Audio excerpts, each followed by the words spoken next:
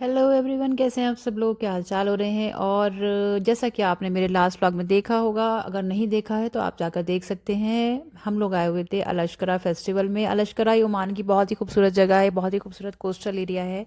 अलशकरा अल अशरकिया का एक बहुत ही प्यारा सा खूबसूरत सा कोस्टल टाउन है। और ये मस्कत से करीब 312 किलोमीटर्स है और सूट से करीब 130 या फिर 15 किलोमीटर्स पड़ता है ये। और इस टाइम पे जब यहाँ पे ख़रीफ सीज़न होता है सलाला में, इस टाइम यहाँ बारिशें वगैरह होती हैं, तो यहाँ का वेदर बहुत ठंडा हो जाता है। आज से 2-3 साल पहले तक इतना लोग इसको नहीं जानते थे, लेकिन अब मैं ये देखती हूँ कि काफ़ी भी जाने लगे हैं लोग और काफ़ी यहाँ पे टूरिस्ट वगैरह आने लगे हैं।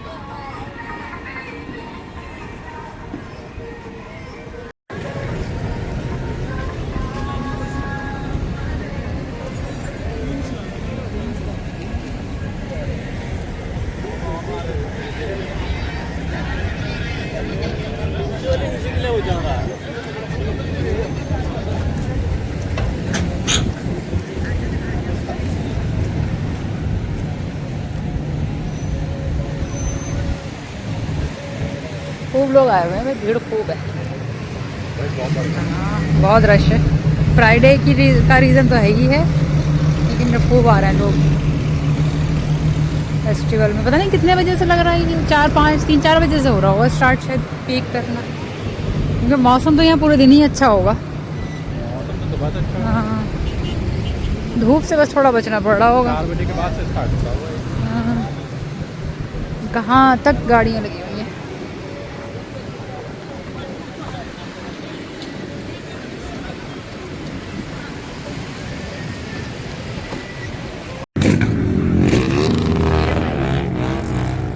बाइक वाले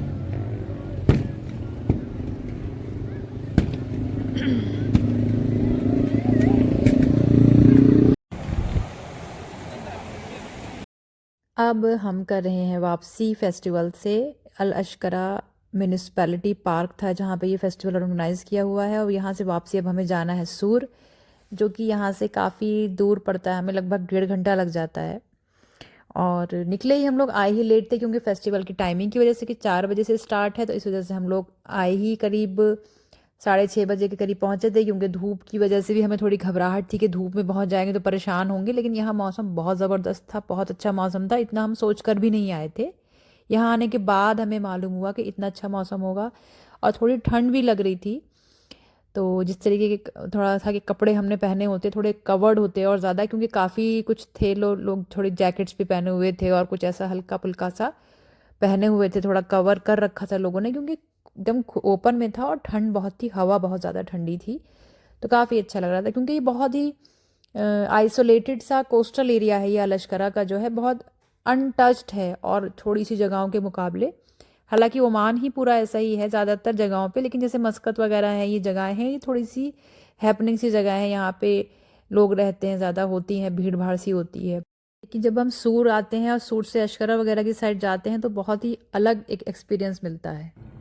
ये हम रुके हैं अशकरा पे चाय लेने के लिए। अभी पॉपकॉर्न खा लिए थे जो वहाँ पर फेस्टिवल में, तो वो थोड़ा सा लग रहा था जैसे गले में कुछ लग रहा हो, उसमें जो शायद जो भी ऑयल या जो भी चीज़ होगी। तो मैंने कहा कि मुझे चाय पीनी है, कुछ गरम मैं ऐसा पी लूँ जो मुझे, अब पता नहीं उससे क्या होता होगा, लेकिन गरम से थोड़ा सा गला साफ़ हो जाए। तो ये 2 शॉप हैं यहाँ पे कॉफ़ी शॉप, एक तो ये है और एक पीछे की साइड है। पता नहीं चाय मिल रही है या नहीं मिल रही, क्या चक्कर है। और इधर साइड में ये इधर की तरफ समुंदर है, ये जो कुछ बिल्डिंग्स घर बने हुए हैं इसके पीछे की साइड बस समुंदर है, बिल्कुल किनारा सा लगा हुआ है। वैसे तो ये कोई कॉलोनी टाइप किसी रेसिडेंशियल एरिया है ये अशकरा का। अरे तो 2 क्यों लिए? समोसे, कैसे समोसे हैं ये? पुड़िया सी बनी हुई है, समोसे की पुड़िया सी बनी हुई है। ये ज़्यादा मेहनत नहीं करी, ऐसी करके पुड़िया सी बना दी है।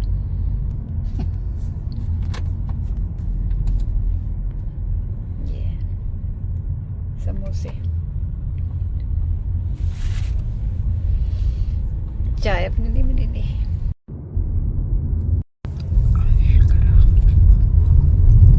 अशकरा की ग्रैंड मॉस्क हो गई है।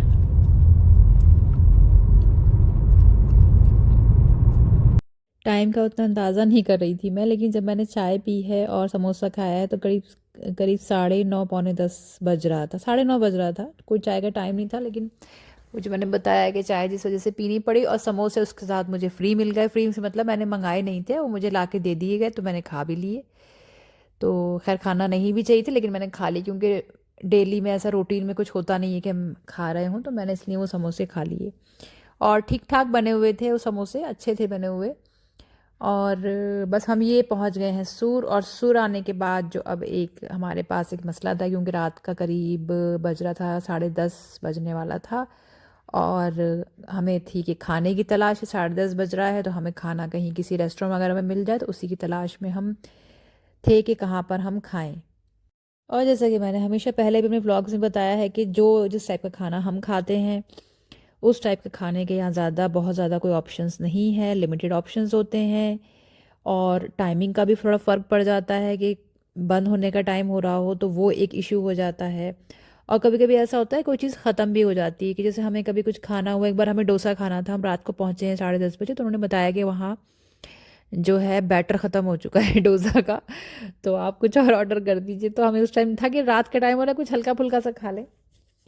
तो ऐसी चीज़ें हो जाती हैं, जो कि वो ऐसी बात नहीं, कहीं पे भी हो सकती हैं। तो ये थोड़ा थोड़ा देखना पड़ता है, टाइमिंग क्या हो गई है और आपको खाना क्या है। बाकी तो बर्गर्स हैं और भी कुछ टाइप की चीज़ें हैं, वो सब तो मिल जाता है नॉर्मली, वो उसमें कोई ऐसा मसला नहीं है।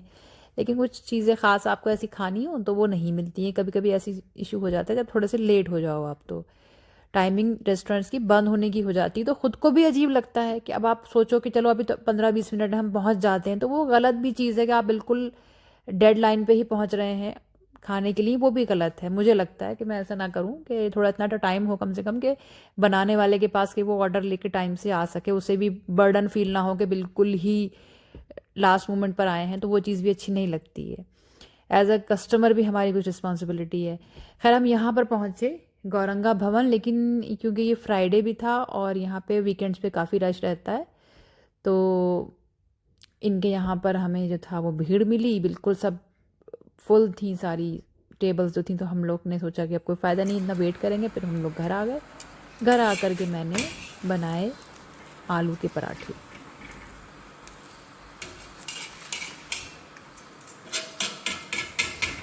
कुछ ख़ास मेहनत और कलाकारी करने की मैंने बिल्कुल कोशिश नहीं करी, बस रफली जो बन सकता था मैंने बनाया। और बिल्कुल भी मैंने एस्थेटिक्स पे ध्यान नहीं दिया, क्योंकि ऑलरेडी 11 बज रहे थे।